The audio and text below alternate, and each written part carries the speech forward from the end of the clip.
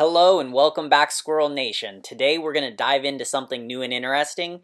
The goal of today's video is to help everyone listening figure out how to achieve the highest gold amount possible in the first 2 minutes of each game.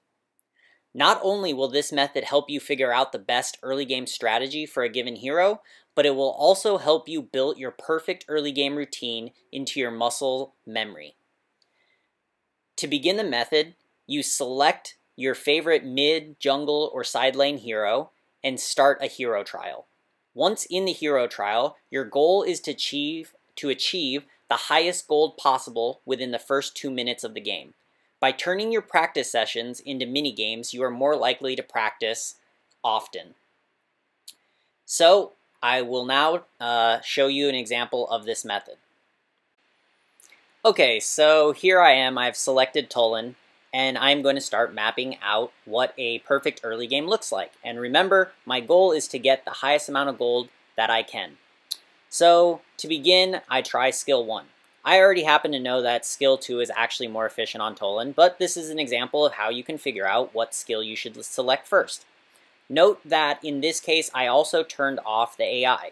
You can choose to have the AI there to simulate another player harassing you, but I encourage everybody to start by doing it just with no enemy, nothing to distract you, and just figure out what would that perfect situation look like. How much gold could you possibly get on a hero if you were not interrupted, right? And then once you know, you just keep practicing. So if you notice throughout these times, the things that really start to matter are last hitting the enemy minions. Every time you last hit, that's 30% gold. The other thing that matters is what skills you upgrade, right, and in which order. The other thing that matters is routing.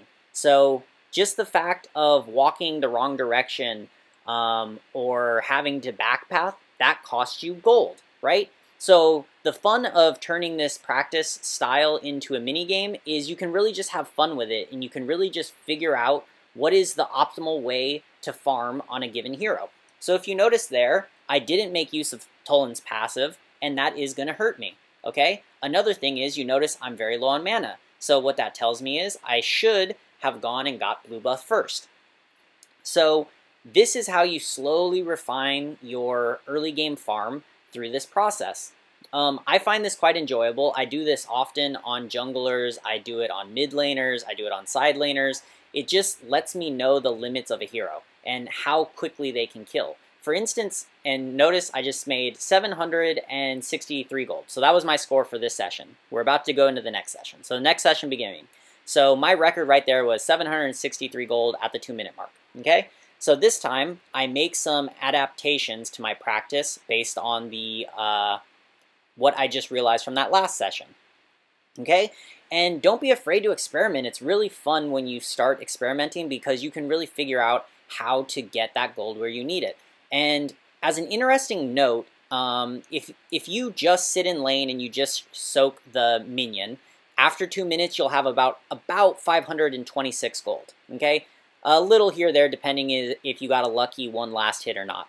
But if you optimize your first 2 minutes, you can get all the way up to 1,000 gold. So that's almost a 500 gold swing, which, to put it another way, is an entire abysmal dragon, or it is also about 2.5 kills. So just from optimizing your early game, you can pull out significant gold advantages. So in this case, last time I had issues with mana, so this time I decided, okay, well, let's go for the blue buff first so that I don't have mana issues. Unfortunately, bad targeting because of positioning, right? So this also teaches your positioning. Where do you need to position yourself when you steal these buffs, right? And we had the discussion about strategies and tactics. Right now we're working on the strategy. We're trying to form what is our plan, what is our strategy for the beginning of a game. Your tactics will have to change. Obviously, the things that I'm doing in the enemy's jungle to optimize my gold are not possible when there is a real-life human playing against me. But it still helps you figure out what would the optimal strategy be. Because what you want to do is you want to first figure out what's the optimal strategy, and then you want to figure out, can you come up with the tactics, the plan of action necessary to make that strategy really happen. So this 2 minutes is about to end, and you notice at 2 minutes I'll stop, bring it up. I got to 870 gold. Okay, so that round we got to 870 gold. So we had an improvement in about 100 gold. Okay, the main reason that gold came is I took blue buff, so I had health. I also took skill 2 instead of skill 1 and leveled it. And if you notice, I'm letting it stack up, so I have 3 stacks of Toland's S2. And I'm making better use of the passive. So you're going to see the same thing again, is I'm going to once again make better use of the passive so that I can kill the wave quicker. When I kill the wave quicker, I can then roam quicker, and I can just kill. So last time we know I mistargeted onto the small minion and the blue, so this time, okay, well, let's just kill the small minion first, right, instead of blue. But it also would be totally fine to just figure out where I need to position and how I need to aim to pull the blue buff, right? So these are the things you can work on. These are the things that pros know so well. The other reason that this method is really good for junglers is because junglers, the first clear and the subsequent clears have a huge effect on how well junglers do in a game. So every jungler should know, they should have their first 2 minutes of their game completely mapped out. I'm going to clear by this time, I'm going to buy this item, I'm going to go do XYZ, right? These things do change. I want to emphasize, these things do change when you're playing against real humans, I understand, but it's still very beneficial to have these things mapped out in your head, to know how they can go, to know, okay, I stole blue buff, which means I can get to this amount of gold by this time if I do XYZ. So anyways, this round is about to end, and you notice we are going to check gold, and this time I end up doing much better, and we get to 992 gold. So, just about to that 1,000 gold we discussed, okay?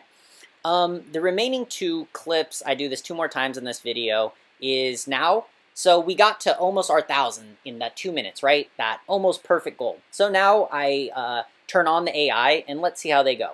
In this case, I'm not going to kill the AI because it will just throw off the gold, and you could kind of farm the hero to throw off your numbers. So in this case, I don't do that. I'm just going to have him there so he is damaging me, have him there so that he's soaking up my passive, making it kind of harder to hit my skill shots perfectly, and that type of thing, right?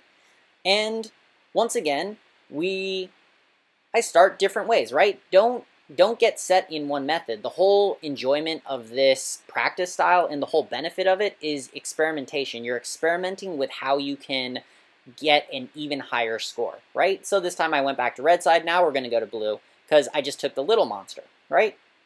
Notice bad pathing there, right? So it's all these things that you're practicing.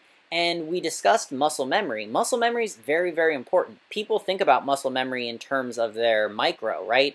Hitting their skill shots, clicking on the tabs the first time instead of, messing up and having to stare at the screen to click the skill you want to click on. So people think of that when it comes to micro, but what doesn't tend to happen is people don't think about muscle memory in terms of your routine, right? And games are very mapped out. It was a while ago. Anyways, I only make it in there. Turned on the AI, only made it to 660 gold. But I saw a Reddit post a while ago that I thought was very good. It was by a Conqueror Pro jungler. And it just simply mapped out how their strategy, their early game strategy, right? It was clear the buff, clear the Darkslayer, clear dragon, sit in bush, get a gank. If you can't get a gank, do dragon, right? And it was just very mapped out robotic. But that is actually how top players do these things, right? They have everything mapped out in their head. They know what they do, the consequence it will have on their gold, and how strong it will make them. So anyways, this is the method that I use to do that. I hope you guys find this interesting. I hope you find it helpful. Like I said, play around with it. In the comments below, I would love to see what hero you use and what your record is. Can anybody get above 1,000? Can anybody get to 1,500 gold? I don't know. There may be some crazy way out there that even I don't know about. But anyways, if you like today's content, please like and subscribe. It means the world to me. It just really helps motivate me and show me what type of content you guys like so that I can make more and better content for all of you. For anybody looking For an outstanding community to help them improve at Arena of Valor, we have Squirrel Nation Discord in the comments below. We answer all your questions, and we also review gameplay, and I even review some of the gameplay on this channel, which many of you I'm sure have seen.